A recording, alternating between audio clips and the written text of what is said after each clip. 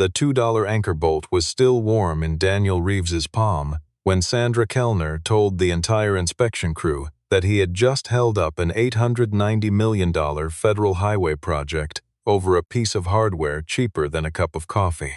She pulled the orange hold tag off the deck section herself, dropped it on the concrete floor in front of everyone, and ordered the crew to resume work. Daniel did not argue. He placed the bolt in a labeled evidence bag, wrote the time and his initials across the seal, and walked out through the same gate he had entered every morning for 11 years. 2 days later, that same bolt sheared under load testing. By the end of the week, the federal contract that Sandra Kellner had called the defining achievement of her tenure was suspended, and nobody at Kellner Vance Construction could answer the one question that mattered most to the people who had approved the money. Before that $2 bolt unravels a billion-dollar empire, make sure you are subscribed so you do not miss a single moment of what happened next. Kellner Vance Construction had been building highway infrastructure in the Pacific Northwest for 3 generations.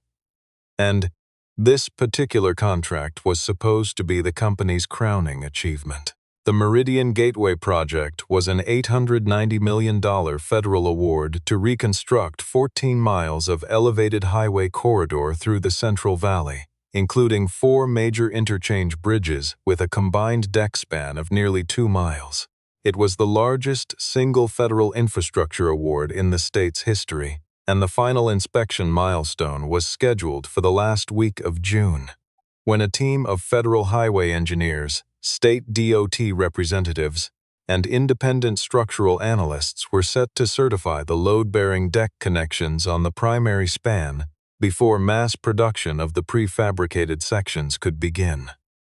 Sandra Kellner had staked her name on the deadline. She had told the board it was locked in. She had told the press the same thing. Daniel Reeves had worked quality inspection at Kellner Vance for 11 years. Though the people who had hired him under Sandra's reorganized management structure had no idea that he had once been the senior structural engineer who wrote the load specifications for the very bridge deck system now sitting under his inspection lamp. When his wife, Patricia, died of pancreatic cancer 6 years earlier, Daniel had quietly requested a transfer from the engineering division to a field inspector role. The hours were predictable. He could be home before dark. He could drive his daughter Lily to her Saturday morning swim meets without checking his phone every 20 minutes. The people who ran things now saw the orange vest and the clipboard. They never saw the credential folder he kept in a drawer at home. And he never volunteered it because he had long since decided that the work itself was the only credential that mattered on a job site. His rule, the one he had carried since his first year out of graduate school, was simple. A connection does not become safe because someone with a more expensive business card decides to call it acceptable. On a Tuesday morning in the 3rd week of June, during his final walkthrough before the federal inspection team arrived, Daniel noticed something wrong with a row of anchor bolts securing a load-bearing deck panel in the primary span's second bent. The hex heads were the right size and the right color. But the surface finish was slightly brighter than it should have been, and the embossed grade marking on the shank read A307 rather than the A490 specification the design called for. He pulled one, cross-referenced the lot number against the project's approved material database, and the number returned no match. In the supply cage near the east staging area, he found 2 full pallets of the same bolts still in their original packaging. The manufacturer label on the outer carton listed them as standard commercial-grade galvanized anchor bolts, sold in bulk to general contractors for light structural applications. The retail price, printed on the carton in plain black ink, was $2.18 per unit. The certified high-strength A490 structural bolts specified by the design ran approximately $39 each when purchased from an approved aerospace and infrastructure supplier with full material traceability documentation. Daniel placed an orange hold tag on the deck section and halted the connection work. His field supervisor told him that a delay at this stage would cost the crew its production bonus and push the federal inspection into the following month. Daniel told him that a bonus calculation did not change the tensile strength of a bolt. He checked the procurement records next, and what he found there turned a material quality issue into something considerably larger. The substitution had been running for at least 4 months. The same commercial-grade hardware had been flowing into the project's fastener stock since February, and without knowing exactly which connections had already been torqued and encased in concrete, there was no way to know yet how far the problem actually reached. Daniel had seen procurement shortcuts before, though never on a federal project of this scale. Early in his career, still carrying the title of senior structural engineer, he had flagged a batch of mislabeled shear connectors on a smaller overpass job, and the memory of how close those connectors had come to passing final inspection stayed with him every time he picked up a bolt gauge now. He understood something that people who had never spent time on a job site rarely grasped. A bridge did not fail because of one catastrophic design error. It failed because of a series of small decisions that each seemed manageable in isolation, stacking quietly on top of one another until something reached its limit at the worst possible moment. The commercial bolt in his hand was not sabotage. It was simply cheaper, faster to procure, and visually indistinguishable from the certified part at a glance, which made it more dangerous than an obvious defect ever could be. He photographed the lot stamp, documented the storage location and quantity, cross-referenced the delivery date against the gap in the certified supplier's shipment log, and prepared a written summary of his findings before he brought the issue to anyone above his field supervisor. A warning without documentation was just a complaint, and complaints were easy for people with bigger offices to bury. Sandra Kellner arrived on the deck within 20 minutes of hearing that her flagship project had been halted. The first thing she saw was the orange tag on the bent 2 panel and Daniel Reeves standing next to it with a folder and a single bolt in his hand. She asked, in front of the federal liaison, who had arrived early to preview the site, who exactly had decided that a billion-dollar federal infrastructure project should stop for a piece of hardware available at any farm supply store in the county. Daniel explained the difference between the two parts the same way he would have explained it to a first-year engineering student. The alloy rating, the proof load, the yield strength, the coating specification for outdoor structural exposure, and the material traceability chain that federal highway standards required by law for every primary load-bearing connection. He offered her the documentation folder. Sandra did not open it. She only asked how much the bolt in his hand cost. When Daniel told her 2/18, she smiled at the federal liaison in a way that suggested she found the entire situation faintly embarrassing.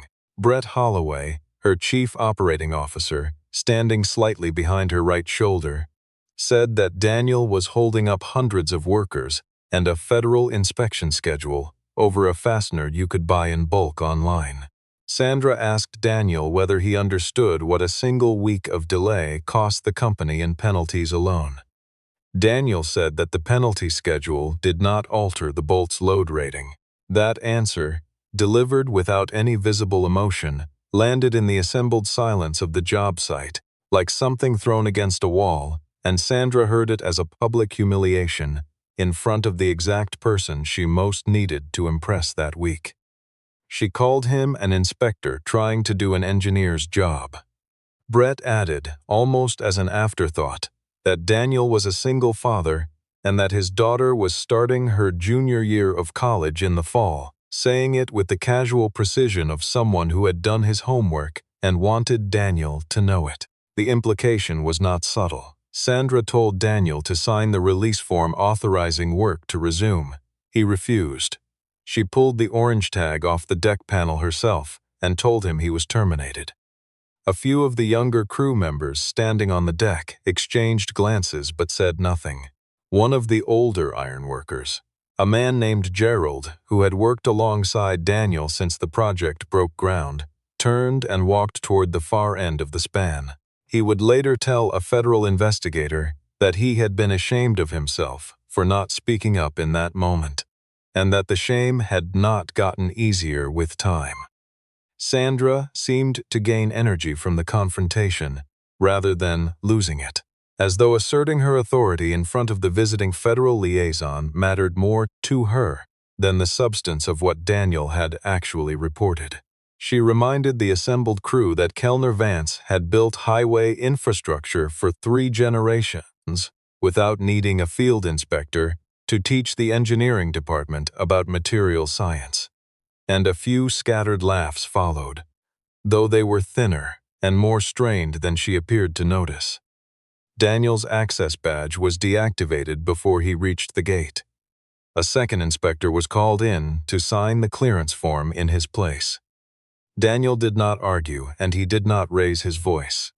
Before he left the site, he placed the removed bolt in a chain of custody evidence bag marked with his signature and the time of inspection. And he filed his written report through the federal contractor safety channel rather than the company's internal grievance system, because that channel routed directly to the agency's oversight office and could not be intercepted by anyone inside Kellner Vance. Within an hour of his badge going dark, that same report was quietly reclassified inside the company's document management system from a structural safety concern to a routine material documentation note, and Brett Holloway gave a quiet order to a site supervisor to pull new bolts from the same pallet. Daniel had flagged and complete the connection work before the federal inspection team arrived in the morning. Across the valley, Daniel sat at the kitchen table in the house he had shared with Patricia for 16 years, looking at a stack of termination paperwork he had not yet signed, thinking about how to explain to Lily what had happened that morning. She was 20 years old now, finishing her sophomore year in a civil engineering program at the state university, and he had raised her to ask questions about the physical world before accepting anyone's word about how it worked. She called him during a break between her afternoon lab sessions, and he told her only that there had been a disagreement about a material specification at work. Lily was quiet for a moment. Then she reminded him of something he had told her years earlier, when she was 13 and upset, because her science teacher had marked an answer wrong that Daniel had confirmed, with a reference book on the table between them, was correct. He had told her then that a measurement does not change, because someone with authority dislikes what it says. She asked Daniel whether he needed her to come home this weekend. He told her no, that he would handle it. What he did not tell her was that he had spent the previous hour going through the archived copy of his inspection report that had been automatically forwarded to his professional certification email before his access was cut, and that the document he was looking at now had a different severity classification, a different timestamp, and a different name in the approving authority field than the one he had filed that morning. Inside the project office, Patricia Odom, the lead structural engineer on the Meridian Gateway project, sat at her desk with the original design specification open on her screen and a feeling in her chest that she recognized as the early stages of moral compromise. She had known when Brett called her that afternoon and told her the hold tag had been removed, that resuming work was wrong. She had not yet found the language to say so directly to Sandra, partly because Sandra had made it clear 3 months ago that the engineering team's job was to certify what the schedule required, not to audit what procurement had sourced. Patricia pulled the original deck connection specification that night and confirmed what she already feared. Every primary anchor bolt in the bent 2-panel assembly was required to meet A490 high-strength specifications, individually traceable by heat number and mill certification. The engineer who had written that exact specification, she realized as she scrolled to the document signature block at the bottom, was Daniel Reeves. He had written it 11 years ago, before Patricia had even joined the company. She sat with that knowledge for a long time before she closed the file. Load test began the following morning, an hour before the federal inspection team was scheduled to arrive. Glenn Hatcher, who managed the testing equipment, noticed within the first 30 minutes that the bolt lot number on the connection log had been changed in handwriting that did not match the standard entry procedure. When he brought it to Brett's attention, Brett told him that Sandra had personally approved the revision, and that further questions were not helpful to anyone. The federal inspection team arrived on schedule and spent the morning reviewing documentation, while the load simulation equipment ran through its protocol on the deck section. Shortly before noon, during the second phase of the load sequence, a sensor array embedded in the concrete registered an anomalous deflection reading in the primary anchor zone. Glenn noted it immediately. Brett told him the sensor had a history of false readings and to continue the test. Glenn logged the anomaly and continued. 40 minutes later, at a load level that should have been well within the design tolerance, the anchor bolt sheared. The deck panel shifted 4.2 millimeters off its calibrated bearing position before the automatic shutdown cut the test sequence. No one was in danger because the protocol required the area to be cleared before load testing began.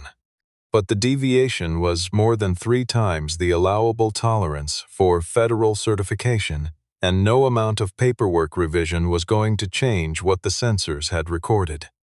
Glenn sealed the failed bolt and backed up every data file on the system to his personal external drive before anyone could ask him not to. Brett arrived at the test station within minutes and pushed to log the failure as a sensor calibration error rather than a connection failure, and to quietly replace the bolt and restart the test clock before the federal team came back from lunch. Sandra agreed immediately.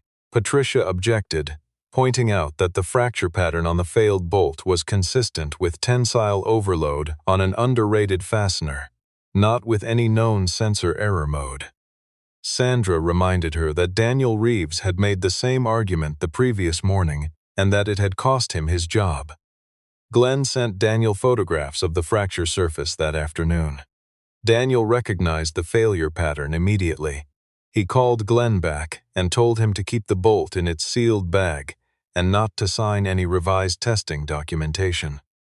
The Contractor Oversight Office at the Federal Highway Agency had received Daniel's original external report the same morning the test failed, and Margaret Tate, the lead contract compliance auditor assigned to the Meridian Gateway project, issued an immediate stop work directive to Kellner Vance and notified them that her team would be on site the following morning for an unannounced inspection. Sandra spent the evening preparing a communication strategy that described Daniel as a disgruntled former employee who had filed a retaliatory complaint on his way out and had fabricated a safety concern to damage the company's reputation. Her communications director drafted talking points. Brett reviewed them and added a line about Daniel's custody arrangement and his financial dependence on the job, apparently still convinced that introducing his personal circumstances into the public record would make him easier to discredit. Margaret Tate arrived at Kellner Vance's site office the following morning with 4 members of her audit team, and Sandra met them in the lobby with a prepared binder and a practiced composure that suggested nothing unusual had occurred. She described the failed bolt as an isolated packaging error from a third-party supplier, and indicated that the quality team had already identified the source and implemented corrective action. Margaret asked to see 3 things: the failed bolt, the original purchase order for the anchor bolts supply, and the first inspection report filed on the connection section. The 3 documents she was handed contained 3 different lot numbers that did not match each other.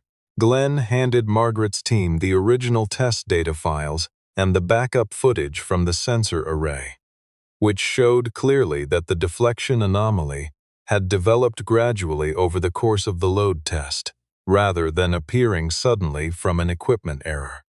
Sandra tried once more to redirect the conversation toward Daniel's conduct, suggesting that he had removed the original bolt from the connection assembly without authorization, and that his report should be read in that context. Margaret responded by asking Daniel Reeves to return to the site and walk her team through his original inspection. He crossed back through the same gate from which he had been escorted 2 days earlier. Sandra seated him at the far end of the conference table when the meeting convened and introduced him to the room as a recently terminated field inspector whose complaint was under review. Daniel did not acknowledge the framing.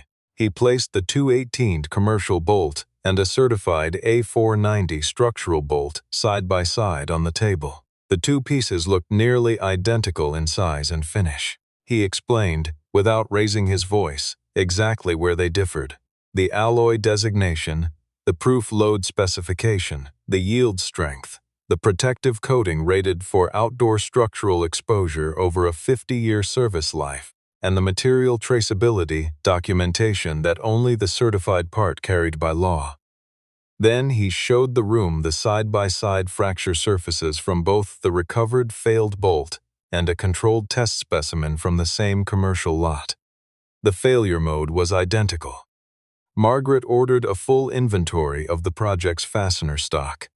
Within 4 hours, her team had identified over 9,200 commercial hog-reed anchor bolts mixed into the project's certified hardware bins, many of them bearing handwritten lot number stickers that did not match any approved supplier in the project database. Frank Ostrowski, the supply chain director, told the auditors that an unauthorized warehouse employee had substituted the hardware without management's knowledge.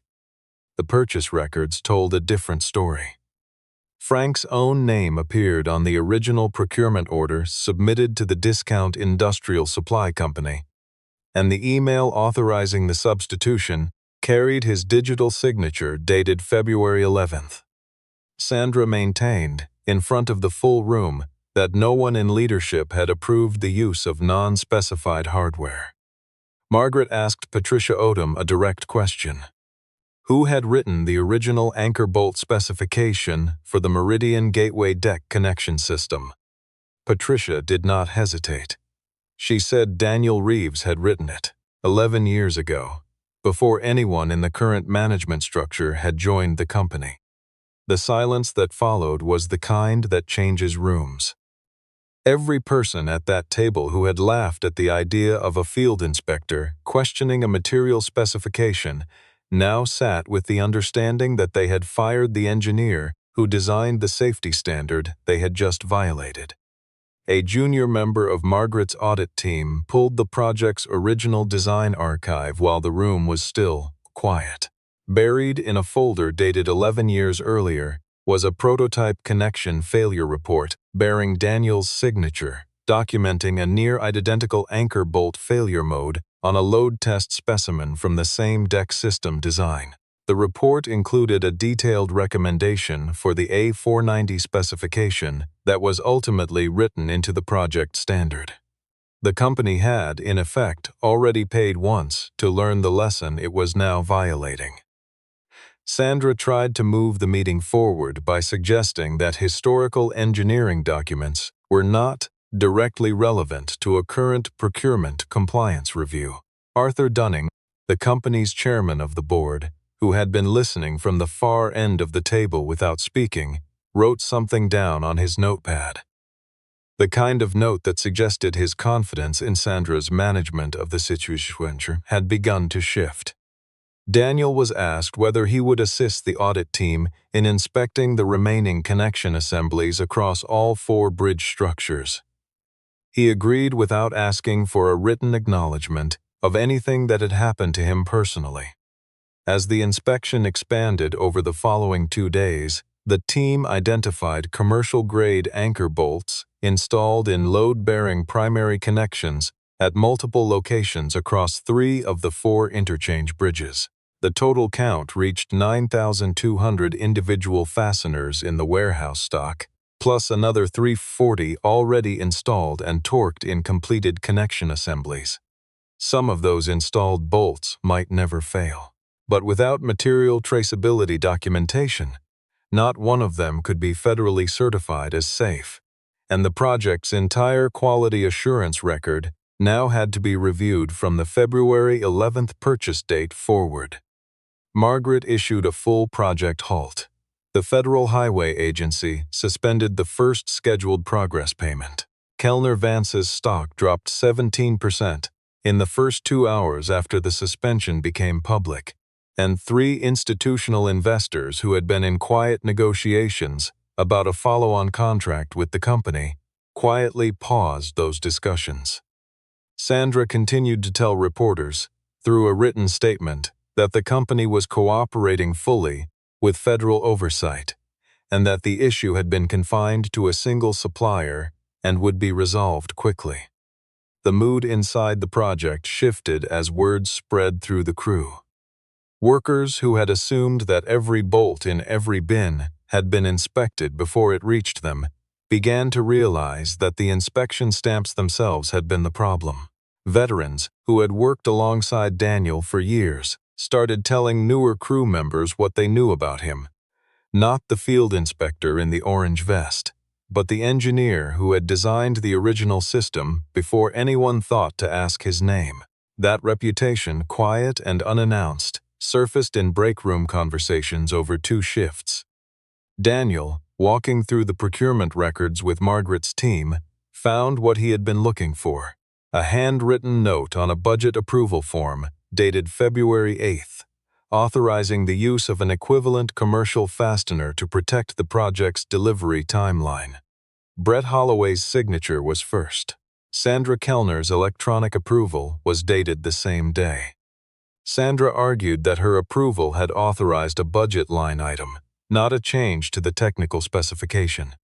Margaret's team then located an email in which Patricia Odom had explicitly warned in writing that the proposed substitution had not undergone any fatigue or load testing under project-specific conditions. Sandra's reply, preserved in the company's own server archive, stated that Kellner Vance could not afford to let an $890 million federal contract slip over what she called differences that exist only on the specification sheet. Brett, when confronted with the email chain, attempted to shift full responsibility to Sandra, insisting that he had only executed her directive. Sandra immediately countered that Brett had originated the procurement solution. Patricia, to her visible credit, said clearly, and without being prompted, that she had known the substitution was wrong and had stayed silent because she had been told explicitly that her job depended on the schedule. A statement that unsettled several board members who had assumed the engineering division operated with genuine independence. Arthur convened an emergency board session 2 days later, and Sandra asked Daniel to appear and assure the board that the project could still be salvaged quickly. Daniel agreed to attend. He did not agree to promise any particular outcome. The night before the session, Brett approached Daniel alone in a side conference room and offered him reinstatement, a salary increase to the senior engineering pay grade, and the newly created title of Director of Quality Assurance, on the condition that Daniel confirm publicly that the bolt failure had been an isolated shipment error with no bearing on the company's quality management system as a whole. Daniel asked what would happen to the 340 installed commercial bolts already encased in concrete across the 3 bridge structures. Brett said the company planned to monitor them through the standard maintenance cycle and replace them on a rolling basis after the federal contract was signed and the payment schedule was established. Daniel told him that quiet monitoring was exactly the plan that had already produced a sheared bolt and a halted federal project. Brett pressed further, arguing that no one outside the room would ever know the real sequence of events, and that Daniel's daughter's tuition situation was not a problem that needed to get harder. Daniel told Brett that his daughter did not need him to solve her tuition. She needed him to be someone she could trust. No title in this building was going to change what his signature on that document would mean. Sandra came into the room minutes later and made her own appeal, more controlled than Brett's, but aimed at the same point. She said that if the contract collapsed entirely, more than 400 workers on the project would lose their jobs through no decision of their own. Daniel said that those workers had been put at risk the moment leadership chose to conceal a known material failure rather than correct it. Sandra invoked his circumstances directly, suggesting that the decision he was about to make would affect not just himself but Lily, and that a man in his position should think carefully before making an enemy of the people who controlled the next hire. Daniel told her that the version of himself who signed that document would be someone Lily would never fully trust again, and that no raise could cover that cost. Sandra's composure broke. She threatened legal exposure for disclosure of proprietary project information to a federal oversight agency. Daniel told her that the only disclosure he had made was to the agency legally authorized to receive it, through the contractor safety channel that the federal contract itself required Kellner Vance to maintain. Brett's office calendar had recorded the meeting. Margaret already knew Daniel had been approached.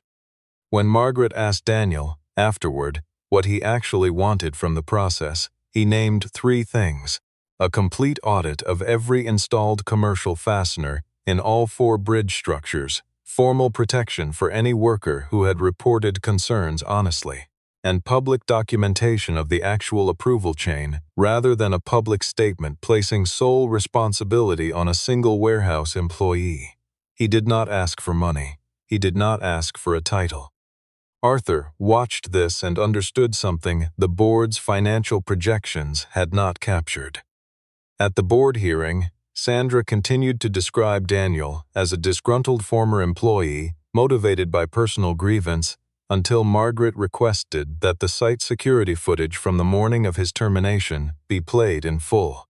Every board member heard Sandra's voice saying, in front of a federal highway liaison, that Daniel had halted a billion-dollar project over a piece of hardware you could order online by the case.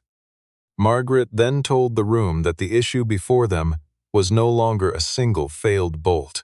The audit had uncovered evidence that Kellner Vance Construction had submitted falsified material certification documentation to the Federal Highway Agency across 3 separate contract milestones, a potential violation of the False Claims Act, with consequences that extended well beyond the fate of the current contract. A formal hearing convened 2 days later with DOT representatives, federal contract compliance officials, board members, and outside counsel. Sandra arrived with her legal team and the same professional composure she had maintained throughout. Daniel brought 1 folder and the 2 bolts. Sandra argued that no bridge had collapsed, that the failure had occurred only under controlled laboratory conditions at a load level the structure would rarely encounter in service. Daniel explained, without any heat in his voice, that the entire purpose of load testing to those parameters was to expose exactly the kind of failure that would otherwise appear later in the field, after thousands of load cycles, under conditions no one could predict in advance. He told the room that he had never claimed every substituted bolt was guaranteed to fail. He had only ever claimed that no one in this company could produce a single piece of data proving any of them were safe. Those were different claims, and the difference mattered. Margaret laid the full timeline on the table without embellishment. The certified supplier had missed a delivery window in early February. Brett had proposed a commercial substitute to avoid stopping the production schedule. Patricia had sent a written warning that the substitution had not been load tested. Sandra had approved continued installation anyway. Daniel had discovered the substitution and been terminated for refusing to clear it. His report had been reclassified within the company system within an hour of his badge going dark. The bolt failed exactly as he had predicted during formal load testing. Management had then attempted to classify the failure as a sensor error rather than a material failure. Glenn confirmed under questioning that he had been explicitly directed to delete the sensor backup data before Margaret's team arrived. Frank admitted that he had relabeled pallets of commercial hardware at Brett's direct instruction. Brett, cornered, told the room that Sandra had known everything. Sandra said Brett had acted independently. Arthur asked Sandra, plainly, why she had terminated Daniel on the spot, if she genuinely had not understood the severity of what he was reporting. She had no answer that did not amount to an admission. A federal representative reminded the room that the contract required the integrity of the entire quality management system, not merely the performance of a single prototype.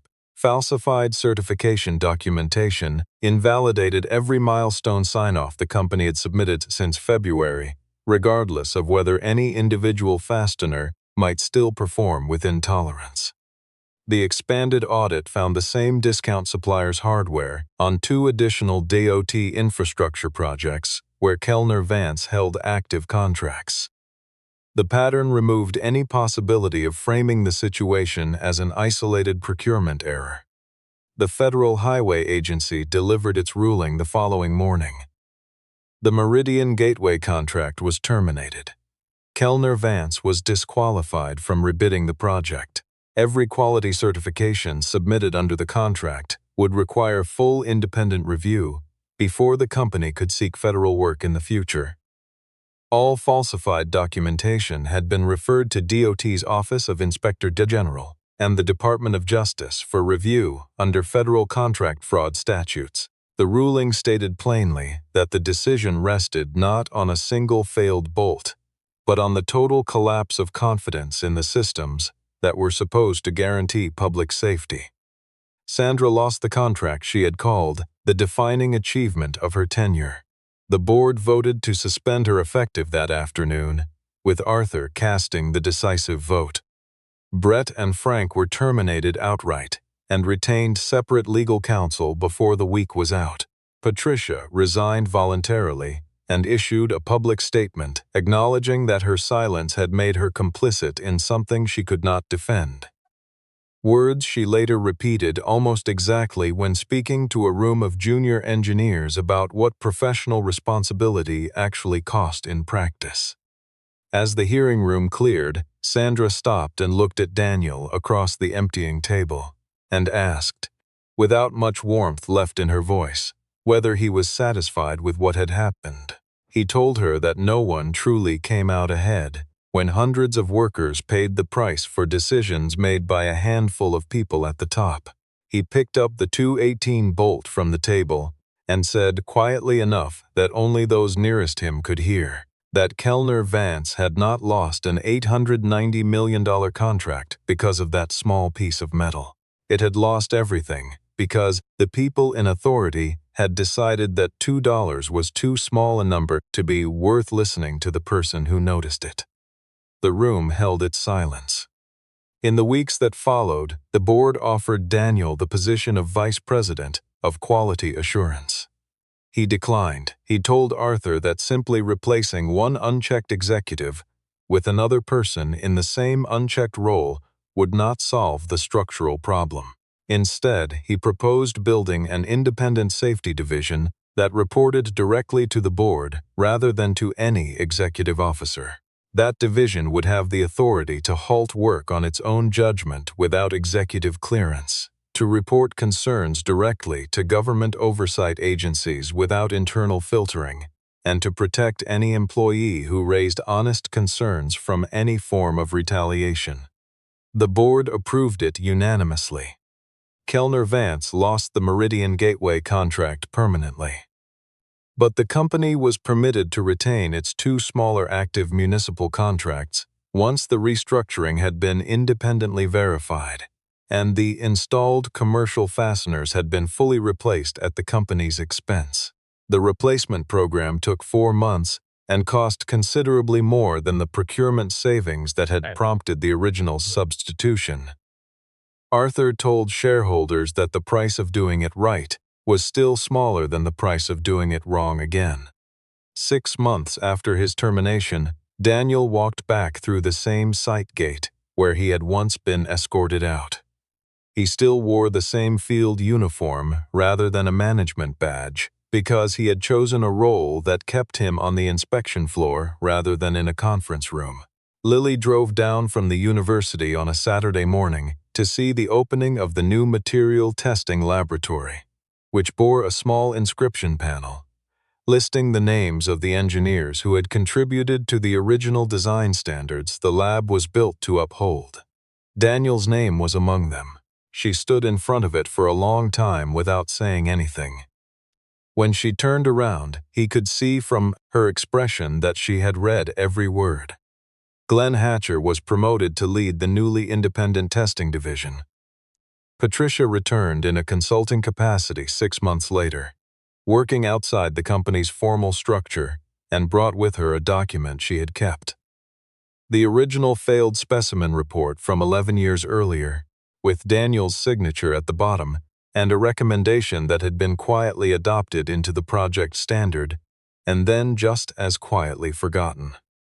She handed it to the training team for the new hire orientation.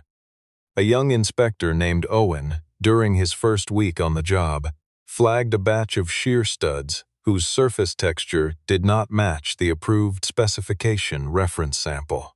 The work stopped immediately, without argument, without anyone suggesting the delay was disproportionate to the concern. Daniel walked over, examined the studs under the reference lamp, compared them against the standard twice, and confirmed they were within the acceptable tolerance range. The line restarted within 2 hours once the paperwork was verified, and not one person on that crew complained about the time it had taken. Daniel placed the recovered two $18 commercial bolt in a sealed acrylic case in the training center entrance, mounted beside a certified A490 structural bolt, so that anyone passing could see how alike the two pieces looked. Beneath the case, a small brass plate read, "The difference between these two parts is invisible to the eye. The difference between listening to the person who notices and ignoring them is everything."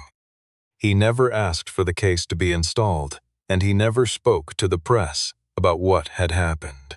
He simply kept walking the same inspection floor he had always walked, checking the same kinds of connections he had checked for 11 years. Before anyone thought to read the name on the specification they had been violating. He kept a copy of the altered inspection report in a drawer at home, not as a record of grievance, but as a reminder of how quietly the truth could be rewritten when no one with the patience to read carefully was paying attention. Lily asked him sometimes whether he ever regretted refusing Brett's offer that night in the empty conference room. He always gave her the same answer, that the man who signed that document would have been someone she could never fully rely on, and that was the one cost he was never willing to carry.